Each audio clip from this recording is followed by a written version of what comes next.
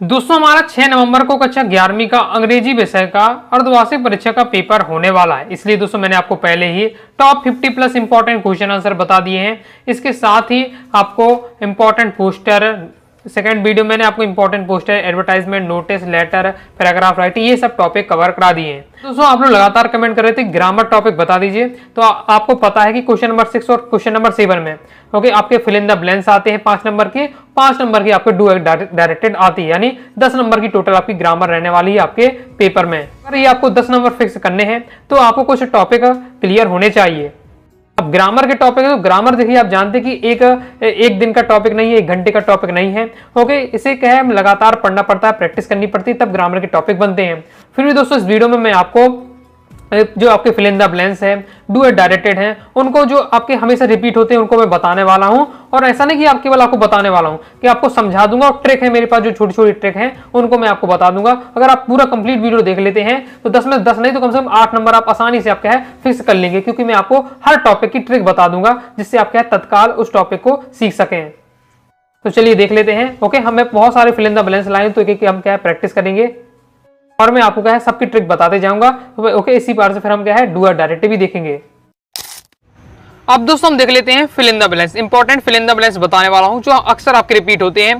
तो जैसा कि दोस्तों आपको पता है कि ये आपके टॉपिक है जो एक दिन का नहीं है, एक कुछ मिनटों का नहीं है कि मैं आपको क्या है सभी बता सकूंगे, लेकिन मैं आपको क्या है सभी प्रकार के बताने का प्रयास करूंगा ट्रिक के माध्यम से, जिससे हम क्या है शॉर्ट में पता लगा सके कि हाँ इसमें क्या लगने वाला है क्या नहीं लगने वाला है। ओके, तो कैसे हम फिल इन द ब्लैंक्स बनेंगे मैं आपको शॉर्ट में समझाने वाला हूँ, ध्यान से देखिएगा। देख लेते दोस्तों fill in the blanks. Fill in the में पहला हमारा Rustam is dead race young Parsi. Okay, तो यहाँ में जिस भी फिल इन द ब्लैंक्स में ए अंदा का प्रयोग यहाँ करना है, तो जहां भी हमें ए अंदा का प्रयोग करना है उसके हम आगे वाला देखेंगे शब्द। तो ये इसी क्या पढ़ेंगे, यंग पढ़ेंगे। ओके, तो यंग लिखेंगे, इसमें या लिखेंगे पहले। ओके, यंग इस प्रकार से ये ए या आ रहा, इसलिए हमारे इसमें ए हो जाएगा। ओके, अगर पढ़ते हैं हम किसी अक्षर को पढ़ने में, ओके पढ़ने में अगर हमारा क्या है आ से लेकर आ तक आ रहा, ओके आ तक आ रहा तो हमारा एन का प्रयोग करना है। पढ़ने में का से लेकर तक आ रहा तो हमारा ए का प्रयोग करना है। तो ये बात आपको ध्यान रखनी है। दा का प्रयोग कब करते हैं, जो भी आपका इकलौती चीज हो, पॉपुलर चीज हो, यूनिक चीज हो, इसमें हम क्या है दा का प्रयोग करते हैं। चलो हम प्रैक्टिस करते जाएंगे तो आपको समझ में आता जाएगा। तो हम यंग पढ़ेंगे, यंग में या का उच्चारण होगा या यज्ञ का। ओके, इसलिए ए आ जाएगा।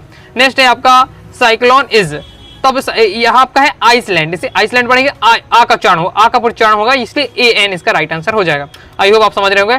जितनी के मैं आपको बताते जाऊंगा टॉपिक, सभी टॉपिक कवर कराऊंगा, तो शॉर्ट में बता जाऊंगा ताकि आप होने वाले आज के पेपर में प्रॉपर रूप से अच्छे से कर पाए। Okay, he is dead race university student. अब यूनिवर्सिटी लिखा हुआ, ओके कैसे लिखेंगे, यूनिवर्सिटी, यूनिवर्स लिखेंगे तो यू या यज्ञ का इसमें भी उच्चारण हो रहा है, यूनिवर्सिटी जब लिखेंगे हिंदी में लिखना। ओके, तो या उच्चारण होगा इसलिए ए इसमें आ जाएगा। Next this is dead race rotten egg. अब इसे पढ़ेंगे हम तो क्या उच्चारण होगा, रोटन, रोटन रस्सी का रोटन। ओके, रस्सी का यानी ए, काशी लेगा ज्ञा तक आता है ना रस्सी का। ओके, ए आपका इसमें हो जाएगा। नेक्स्ट है Ram is dead race NCC cadet. तो एनसीसी है, तो एनसीसी में क्या है, एन को पढ़ेंगे एन, ए एडी का आ रहा। ओके, क्या आप लिखेंगे एनसीसी, एनसीसी, इसको क्या लिखेंगे एनसीसी। ओके, तो पहले वाले समझ, तो ए एन का उच्चारण होना, तो इसलिए आपका क्या हो जाएगा एन आपका आ जाएगा। ओके, नेक्स्ट हमारा there are dead race picture in this book. तो अब इसमें आपको क्या है सम एनी का प्रयोग करना है, सम एनी का प्रयोग हो जाएगा। तो आपका जो सिंपल जो इसको अगर आप इस प्रकार से याद रख सकते हैं, देखिए रूल तो बहुत सारे हैं। ओके, बहुत सारे इनमें अब बात भी सेक्शन भी है, लेकिन मैं आपको शॉर्ट बता रहा हूँ ताकि आप क्या है जो सिंपल वाले हैं आप उन्हें सम एनी का आसानी से उपयोग कर सकें। तो जो आपके साधारण वाक्य होते हैं, वो सिंपल वाक्य होते हैं, सम का प्रयोग करते हैं। ओके, अगर आपका वो इंटरोगेटिव है या नेगेटिव वाला सेंटेंस है तो फिर आपका एनी का प्रयोग हो जाता है। ओके, तो देख लेते हैं, आपका सिंपल है there are pictured in this book, तो हो जाएगा आपका सम का प्रयोग। हुए साथ ही जो अगर निवेदन करते हैं तब भी आप हम क्या है सम का प्रयोग करते हैं। तो कुछ बातें हैं जो आपको ध्यान रखनी सम एनी प्रयोग पहचानते समय। Okay, please give me dead race water. अब मैंने अभी आपको क्या बताया, जस्ट अभी बताया कि जब हम निवेदन करते हैं किसी से प्लीज गिव मी वाटर, तो अब इसमें हम सम का प्रयोग करेंगे। ओके, क्योंकि हमने यहाँ निवेदन किया है। कुछ लाइनें आपको फैक्ट याद रखने जो मैं आपको बता रहा हूँ, तो आप क्या है पहचान पाएंगे। Did you dead race where last night. अब देखिए मैंने अभी आपको क्या बताया, एनी का प्रयोग कब करते हैं, जब नेगेटिव वाला सेंटेंस हो या इंट्रोगेटिव वाली सेंटेंस हो। इंट्रोगेटिव यानी क्वेश्चन मार्क लगा हो, जिसमें क्वेश्चन पूछा जाता है। डिड यू आए, जैसे हेल्पिंग वर्ब आगे है, क्वेश्चन मार्क लगा, यानी ये हमारा क्या है इंट्रोगेटिव वाला सेंटेंस, यानी इसमें एनी का प्रयोग हो जाएगा। ओके, जो मैं आपको बता रहा हूँ ये ट्रिक 100% लागू नहीं होती, लेकिन आपका 90% आप मान के चले कि आपकी हो जाती है। ओके, क्योंकि अब ये आपका ये प्रॉपर मैं आपको बता रहा हूँ, डायरेक्ट मैं आपको शॉर्ट में बता रहा हूँ, तो ये आपका 80 से 90% काम कर जाएगा जो मैं आपको बता रहा हूँ। Tell me if you have doubt. अब देखिए इसमें भी आपका इंट्रोगेटिव बना, इफ यू हैव डाउट, तो इसमें आपका हो जाएगा एनी। ओके, नेक्स्ट है कालिदास हैज रिटर्न प्लीज। तो अब इसमें मैच मैनी का प्रयोग करना है, तो इसमें हो जाएगा आपका मैनी आएगा। मच का प्रयोग कब करते हैं हम? लिक्विड वाली चीजें में करते हैं, ओके, तरल में। मैनी का प्रयोग करते हैं हम जिन्हें हम नॉर्मल तरीके से गिन सकते हैं, ओके। और मतलब अपन अपनी भाषा में कहें तो काउंटेबल अनकाउंटेबल में, ओके। तो काउंटेबल हम करते हैं मैनी का, अनकाउंटेबल में मच का प्रयोग करते हैं। नेक्स्ट है सी हैज चिल्ड्रन। अब यहाँ चिल्ड्रन की बात हो रही है तो चिल्ड्रन को हम गिन सकते हैं, ओके, काउंट कर सकते हो, तो मैनी आ जाना चाहिए। You did not make tea, तो यहाँ आपका मच आएगा क्योंकि टी क्या लिक्विड है इस प्रकार से, ओके, अनकाउंटेबल में आएगा, इसलिए आपका मच आ जाएगा। सी हैज नॉट गॉट टाइम, तो यहाँ मच टाइम आपका आ जाएगा, ओके। आगे देख ले, आगे नेक्स्ट हमारा ही हैज डेडरेस money so he can not buy any books. इसमें लिटिल लिटिल का प्रयोग करना है, लिटिल इसमें आ जाएगा। He has little money so he can not buy any books. Next है डेडरेस book is good to read. Each एफडी का प्रयोग करना है। पढ़ने में लगता है कि यार दोनों प्रयोग हो, ईज और एफडी का एक ही अर्थ निकलता है, लेकिन इसके बहुत सारे रूल हैं, लेकिन आप इस प्रकार से भी समझ कर चल सकते हैं। ईज का प्रयोग करता हम करेंगे जब हमें संपूर्णता की बात होती है, संपूर्णता का बोध हो हमें, ओके, जहां लगता है कि यहाँ पूरी चीज की बात हो रही है तो ईज का प्रयोग करना है। एफडी का प्रयोग तब करेंगे जब हम कहें किसी को संख्यात्मक बताएंगे, ओके, प्रत्येक की बात करते हैं। जैसे book is good to read, book है पढ़ने के लिए अच्छी है, तो पूरी संपूर्ण बुक की बात हो रही है, संपूर्ण बुक की बात हो रही है तो हमारे यहाँ ईज का प्रयोग हो जाएगा। नेक्स्ट है बुक हैज 80 पेजेस। बुक के पास मतलब बुक में कितने पेज है? 80 पेज है, ओके, 80 पेज है। यहाँ मतलब एक प्रत्येक पेज को महत्व दिया जा रहा है, प्रत्येक पेज की बात हो रही है, एवरी का आ जाएगा। इस प्रकार से आप सेंस ले सकते हो, ओके। बाकी बहुत लॉन्ग रूल है इनके, लंबी बहुत एक टॉपिक की बहुत लंबी वीडियो बन सकती है, ओके। लेकिन अब मैं आपके पास इतना कम समय है तो मैं आपको ऐसा बता रहा हूँ ताकि आप थोड़ा बहुत पहचान सके, okay. Let me know that dress has come. अब यहाँ बताना हु वेयर और हुज का प्रयोग करना है, तो यहाँ की व्यक्ति की बात हो रही है। लेट मी नो बताओ हु हैज कम, व्यक्ति की बात हो रही है तो व्यक्ति की बात होती है, आपका हु का प्रयोग करते हैं, ओके। नेक्स्ट है दैट ड्रेस आई स्विम, तो कुड आई स्विम आपका इसमें हो जाएगा, ओके। मतलब क्षमता बनाने के लिए हम कैन या कुड का प्रयोग करते हैं, ओके, तो यहाँ कुड हो जाएगा आपका।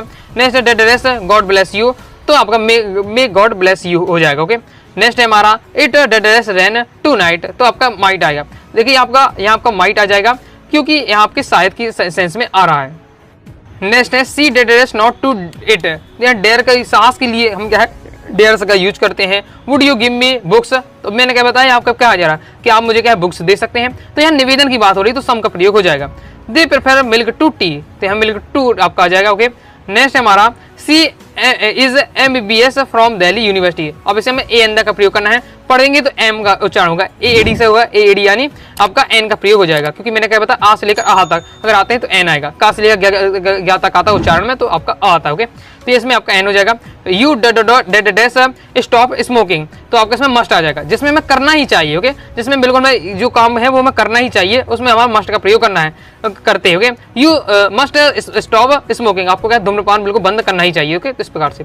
Next we are going this a match today, तो अब इसमें हमें क्या है प्लेइंग, प्लेड, टू प्ले, इनमें चारों में से किसी का प्रयोग करना है, तो इसमें दोस्तों आपका राइट आंसर होगा टू प्ले। अब रीजन क्या होगा, तो देखिए रीजन आप यहाँ से ये समझ कर चलिए क्योंकि हमें क्या है टू प्ले का यूज होगा, क्यों होगा, देखिए आप ये आपका कंसेप्ट होता है कि जब भी एक सेंटेंस में केवल कितना एक वर्ब होगा, एक वर्ब आएगा, लेकिन यदि किसी सेंटेंस में दो वर्ब आ रहे हैं तब हमारा क्या है टू का लगाकर हम दूसरा वर्ब लिख सकते हैं। तो यहाँ हमने देखा वी आर गोइंग, तो गो एक है एक वर्ब है, ओके, गो वाला एक वर्ब पहले आ चुका है। अब यहाँ प्ले वाला एक प्ले भी खेलना है तो प्ले भी एक वर्ब है, तो प्ले एक वर्ब आ रहा है, ओके, सेंटेंस में, तो जब दूसरा वर्ब आता है तो टू लगकर आता है, तो उसमें टू वाला आपका राइट आंसर होगा। ये आप कंसेप्ट ले सकते हैं। आई हैव फ्रेंड्स, तो फ्रेंड्स हो या मेनी फ्रेंड्स हो जाएगा, ओके, नॉर्मल ले सकते हैं, काउंटेबल फ्रेंड्स होते हैं इस प्रकार से। He has not got this money now, तो हो जाएगा एनी। अब देखिए मैंने क्या बताया, तो आपको एनी का प्रयोग तब करते हैं जब इंट्रोगेटिव है, नेगेटिव है, तो हैज नॉट लिखा, हैजंट लिखा, हैजंट यानी हैज नॉट लिखा यानी एनी का प्रयोग हो जाएगा, क्योंकि नेगेटिव वाले में एनी का प्रयोग हम अक्सर करते हैं। नेक्स्ट है ऑन अपॉन का प्रयोग करना है। The book is the table, तो ऑन का प्रयोग हो जाएगा। ऑन और अपॉन का अर्थ एक ही होता है, ऊपर है, लेकिन ऑन का उपयोग हम तब करते हैं जब कोई चीज ऊपर तो रखी है लेकिन स्थिर हो, कोई चीज ऊपर रखी हो लेकिन स्थिर हो, तब आपका ऑन का प्रयोग करते हैं। अपॉन का प्रयोग करते हैं ऊपर ही के सेंस में करते हैं, लेकिन वो गतिशील होनी चाहिए, गतिशील होती है तब हम क्या अपॉन का प्रयोग करते हैं। The book is the table, जो बुक रखी है वो टेबल के ऊपर है, तो टेबल के ऊपर जब बुक रखी है तो बिल्कुल शांत एकदम रखी रहेगी जहां रखी है, इसलिए ऑन आपका प्रयोग हो जाएगा। लेकिन नेक्स्ट देख लेते हैं, तो नेक्स्ट एग्जांपल से आप थोड़ा समझ जाएंगे। The lion jumped the deer, जो लाइन है, जो शेर ने क्या है जंप किया, किसकी, जो हिरण है, हिरण के ऊपर क्या है जंप किया। जब हिरण के ऊपर जंप करेगा तो ऊपर के सेंस में यहाँ भी आपका ऑन अपॉन है, ओके। तो जब जंप करेगा तो ऊपर तो सेंस में आ रहा है, लेकिन क्या गति होगा, क्योंकि जो शेर होगा वो इस प्रकार से यूं जाएगा, किसके ऊपर जाएगा, हिरण के ऊपर कूदेगा, ओके। तो इसमें शेर क्या गति करते हुए जाएगा, इसलिए आपका अपॉन हो जाएगा। जबकि इस वाली कंडीशन में आपका जो बुक है वो स्थिर रखी हुई है, इसलिए ऑन का प्रयोग होता है। तो ऑन अपॉन का अर्थ एक ही होता है ऊपर के सेंस में, लेकिन स्थिर के लिए हम ऑन का प्रयोग करते हैं। गतिशील का अगर हमें सेंस आ रहा है तो हम क्या है अपॉन का यूज करना है। नेक्स्ट है the pen is the box. इसमें भी आपका वही सेंस रहता है। इनटू का मतलब होता है अंदर के लिए हम सेंस में करते हैं। तो the pen is in the box, मतलब जो पेन है वो बॉक्स के अंदर है। लेकिन इसमें अगर स्थिर हो तो आपका इन होगा, गतिशील का बोध हो तो इनटू होगा, सेम वही सेंस है। लेकिन ओके, जैसे she jumped into the well, okay. आपको ओके जंप करेगा तो जंप करने में क्या है, गति आएगी, ओके, गतिशील होगी, इसलिए इसमें इनटू आ जाएगा, ओके। नेक्स्ट देख लेते हैं। नेक्स्ट हमारा क्वेश्चन है Aman is dress Mohan and Kunal. देखिए अमंग और बिटवीन का प्रयोग करना है। तो जब भी दो लोगों के बीच में बात होती है, दो लोगों के बीच में बैठने की बात होती है तो बिटवीन का प्रयोग करते हैं। जब बहुत लोगों के बीच में बैठने की बात होती है तो अमंग का प्रयोग करते हैं। तो यहाँ अमन है जो मोहन और कुणाल के बीच में बैठा हुआ है, यानी दो व्यक्तियों के बीच में बैठा हुआ है, इसलिए बिटवीन का प्रयोग करेंगे। यदि मैं कह देता अमन इज आपका होल क्लास, ओके, तो फिर आपका क्या आ जाएगा, एमंग आएगा। एमंग में क्या है, जब संपूर्णता की बात होती है तो एमंग का आएगा। दो लोगों के बीच में बैठने की बात आती है तो आपका बिटवीन आता है। नेक्स्ट है अनुराग इज द स्टूडेंट। तो अनुराग आपका इसमें अमंग आएगा, क्योंकि अनुराग बैठा हुआ स्टूडेंट के बीच में बैठा हुआ। अब स्टूडेंट के बीच यानी बहुत सारे स्टूडेंट की बात हो रही है, तो इसलिए आपका अमंग आएगा। लेकिन यहाँ मोहन एंड कुणाल के बीच में बैठने की बात आ रही थी अमन के, इसलिए यहाँ आपका बिटवीन है। आई होप आप समझ गए होंगे अमंग और बिटवीन का प्रयोग। नेक्स्ट और लास्ट हमारा है आई अवेक डेड 4 o'clock। अब टाइम के लिए आपको क्या है, हमेशा एट का प्रयोग करना है, तो एट आपका आ जाएगा। तो कंप्लीट हो जाता है इस प्रकार से। दोस्तों मैंने आपको क्या है कंप्लीट प्रैक्टिस करा दिया है, ओके। आई होप आपको समझ में आएगा। समझ में आया कमेंट बॉक्स में जरूर बताइएगा। दोस्तों अब हम देख लेते हैं डू एज डायरेक्टेड, ओके। चलिए इसकी प्रैक्टिस कर लेते हैं। जिसमें पहला हमारा Ram is very brave, he यहाँ का हो जाएगा he can not loss the race. तो आपको इसमें आपको क्या करना है, सो दैट का प्रयोग करना है। चलिए देख लेते हैं। तो सो दैट के रूल में आपको क्या होता है, वेरी के स्थान पर सो का प्रयोग करते हैं और दैट लगाकर दूसरे सेंटेंस को लिख देते हैं अगर वेरी आपका रहता है, ओके। देखिए मैं आपको एक बार रूल बता देता हूँ सो दैट का। अगर दोस्तों आपके सेंटेंस में पहले वाले से वेरी दिया हुआ है तो वेरी के स्थान पर सो का प्रयोग कर देना है, दैट लगाकर दूसरा सेंटेंस लिख देना है, एक ही रूल हो जाता है। यदि अगर हमें क्या है वेरी नहीं दिया हुआ है तो फिर हमें क्या कर देना है, जो हेल्पिंग वर्ब होती है is am are was were, ये सारी हमारी हेल्पिंग वर्ब कहलाती है। तो हेल्पिंग वर्ब के बाद सो लगाकर दैट का प्रयोग कर देना है, ओके। और इसके बाद दोस्तों तीसरा रूल रहता है कि अगर हमारे सपोज हमारे पास ना ही वेरी दिया हुआ है ना ही हेल्पिंग वर्ब दिया हुआ है, तो फिर हमें इस स्थिति में मेन वर्ब के बाद सो लगाकर दूसरे दैट लगाकर दूसरे सेंटेंस को लिखना है, ये रूल होता है। अब यहाँ में वेरी दिया हुआ है तो हम वेरी के स्थान पर सो का प्रयोग कर देंगे। राम इज सो ब्रेव, फिर दैट लगाकर दूसरा सेंटेंस लिख देना है, तो that he can not loss the race. Simple हो जाता है। अगर रूल आपको समझ आ गया तो आपसे बन जाएगा। नेक्स्ट देख लेते हैं she was lazy she could not complete her work. इसको आपको है कमेंट बॉक्स में आपको बताना है, ओके। अगर आप समझ गए होंगे कमेंट बॉक्स जरूर बताइएगा, तो मैं आपको बताऊंगा कि आपने आंसर सही किया कि नहीं किया, ओके। आगे देख लेते हैं। नेक्स्ट है Mohan is so fat that he can not run fast. अब इसमें TWO2 का प्रयोग करना है, तो देख लेते हैं। इसमें हमें क्या करना है, सो के स्थान पर क्या है TWO2 का प्रयोग कर देना है, फिर इसके बाद डेट के स्थान पर हमें TO2 का प्रयोग करना है। लेकिन जब भी हम दूसरा सेंटेंस लिखते हैं तो उसमें क्या है कैन नॉट या कुड नॉट हटा देते हैं। कैन नॉट या कुड नॉट हटा देते हैं, वो जो भी इसका सब्जेक्ट दिया रहता है। देख लेते हैं। तो मोहन हो जाता है इज जाता है, सो के स्थान पर हमें TWO2 का प्रयोग करना है, फिर फैट आ जाता है, डेट के स्थान पर TO2 का प्रयोग करना है। बस इसमें आपको क्या है TO2 जब 2 का प्रयोग होता है तो इसमें आपको क्या है कैन नॉट या कुड नॉट हट जाता है। तो कैन नॉट या कुड नॉट जो भी होता है उसे हटा देते हैं। लेकिन जब ये हटेगा तो उसका सब्जेक्ट भी हटेगा, क्योंकि कैन नॉट किसके लिए लगा है, ही के लिए लगा है, तो ही कैन नॉट पूरा हट जाएगा, रन फास्ट केवल बचता है। इस प्रकार से आपका रहता है, ओके। नेक्स्ट हमारा एज सून एज का प्रयोग देख लेते हैं, नो सूनर देन का प्रयोग देख लेते हैं। As soon as C saw me she began to B. इसका मतलब क्या होता है, जैसे ही उसने देखा वह क्या है रोने लगी, ओके। तो नो सूनर देन का प्रयोग करना है आपका, ओके। तो देख लेते हैं नो सूनर का देन का प्रयोग किस प्रकार से होता है। तो अब एज सून एज इस स्थान पर नो सूनर का प्रयोग करना है, तो एज सून एज के स्थान पर हम नो सूनर का प्रयोग कर देंगे। फिर जब भी नो सूनर आएगा तो नो सूनर की दोस्ती किसके साथ है, इंट्रोगेटिव सेंटेंस के साथ है। तो जो भी इसके साथ सेंटेंस है उसके साथ हम क्या इंट्रोगेटिव बनाते हैं। तो अब इसे सी सामी, सी सामी हमारा सेंटेंस है एज सून एज के साथ है, तो ये आपको इसका यूज करना है। लेकिन हम इसका यूज नहीं कर सकते क्योंकि नो सूनर कहता है कि हमें क्या है इंट्रोगेटिव चाहिए। तो सी सामी का हम क्या है डिड सी सी आपका मी बन जाएगा आपका इंट्रोगेटिव। बस देन लगाकर आपको क्या कर देना है, दूसरा सेंटेंस लिख देना है। सिंपल है। बस आपको एक बात ध्यान रखनी है कि नो सूनर की जो दोस्ती है वो किसके साथ रहती है, इंट्रोगेटिव के साथ रहती है। और एज सून एज जब आएगा वो आपका अफर्मेटिव सेंटेंस के साथ आएगा, सिंपल सेंटेंस के साथ आएगा। देख लेते हैं। नेक्स्ट अब no sooner did she sing a song then they started to और क्लैप। अब इसमें एज सून एज का प्रयोग करना है, तो सिंपल है, नो सूनर के स्थान पर हमें क्या एज सून एज का प्रयोग करना है तो हम कर देंगे, तो हमने नो सूनर के स्थान पर एज सून एज का प्रयोग कर दिया। फिर हमारा आगे sentence did she sing a song, ये सेंटेंस इतना तो इसको हम यूज कर देंगे, लेकिन क्या है एज सून एज कहता है कि हमें क्या है सिंपल सेंटेंस चाहिए, अफर्मेटिव वाला सेंटेंस चाहिए, तो ये हमारा लेकिन इंट्रोगेटिव में दिया हुआ है, तो did she sing a song को हम क्या अफर्मेटिव में बदलेंगे, तो सी सिंग अ सॉन्ग हो जाएगा। अब आपको बेसिक वाली आपको टेंस बनना चाहिए, ओके।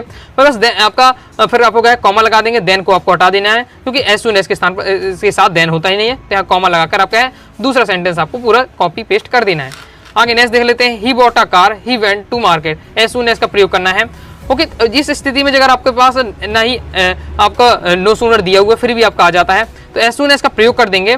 फिर आपको क्या करना है, उस सेंटेंस को लिखेंगे जिसमें काम हो रहा है, तो सबसे पहले हमें क्या है कार खरीदने के लिए बाजार जाना पड़ेगा, तो आपका ही वेंट टू मार्केट वाला सेंटेंस पहले आएगा, ही बॉट अ कार वाला बाद में आएगा। इसमें ये चलता है कि जो काम पहले इसमें पहले काम होता है वो सेंटेंस पहले आता है, और जो उसमें काम बाद में होता है वो सेंटेंस पीछे जाता है, इस प्रकार से। नेक्स्ट है she saw me she began to be, no sooner इस प्रकार से बन जाएगा, नो सूनर का यूज कर देंगे।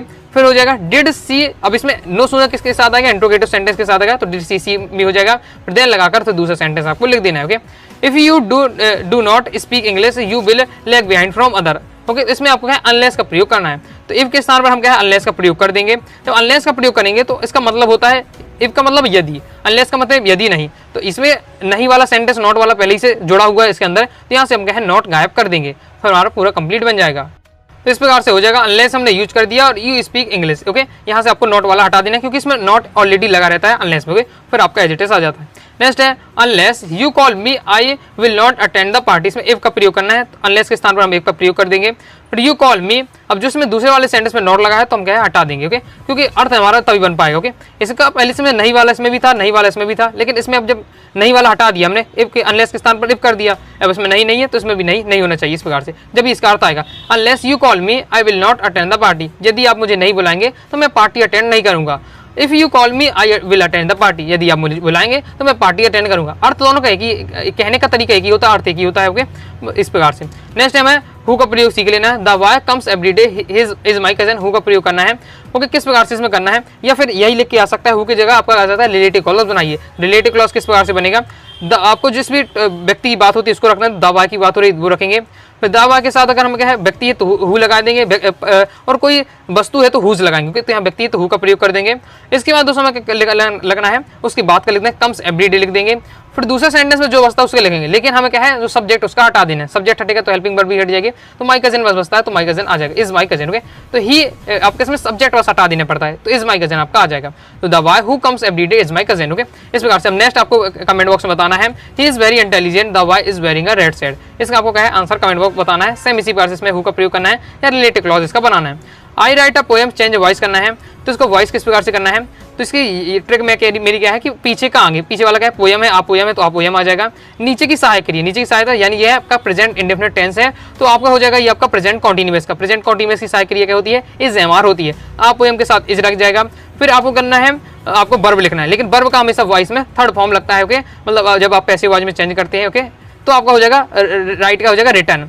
फिर आपको वाई लगाकर वाई लगा देना है, फिर आगे का पीछे, आगे जो सब्जेक्ट है वो पीछे जाएगा, आई का जब पीछे जाएगा तो मी बन जाता है, इस प्रकार से आई पोएम इज रिटन बाय मी। अब मैं आपको आसानी से बताते जा रहा हूँ, लेकिन बहुत ज़्यादा इसका लंबा टॉपिक रहता है, ओके, तो मैं आपको शॉर्ट में आपको आगे समझा दूंगा, ओके, फिर एक टॉपिक में आपको बेहतरीन तरीके से समझा दूंगा। अभी तो मैं आपको केवल शॉर्ट में समझाने का प्रयास कर रहा हूँ, ओके। सी कॉल्स मी, चेंज वॉइस करना है, पीछे का आगे, तो मी है तो मी आगे जाएगा आई बन जाएगा। नीचे की सहायक क्रिया तो ये आपका प्रेजेंट इंडेफिनिट है, तो आपका इसके नीचे क्या है प्रेजेंट कॉन्टिन्यूअस, तो आई के साथ एम लग जाएगा। कॉल का हो जाएगा कॉल्ड, क्योंकि थर्ड फॉर्म लगाना है हमको, वाई लगाएंगे, आगे का पीछे जाएगा, मतलब सी का आपका हो जाएगा हार्ड, इस प्रकार से आपका होता है, okay. Ravi has taken tea, तो इसका हो जाएगा tea has been taken by Ravi, तो आपका हो जाएगा टी पीछे है तो आगे आ जाएगा। हैज का नीचे का होता है आपका हैज बीन होता है सेंटेंस में, ओके, और टेंस चार्ट आपसे बनती है तो आप समझ में आ पा रहे होंगे। टेकन आपका लगाइए थर्ड फॉर्म, तो थर्ड फॉर्म रहेगा टेकन, वाई आपका हो जाएगा रवि, किस प्रकार से।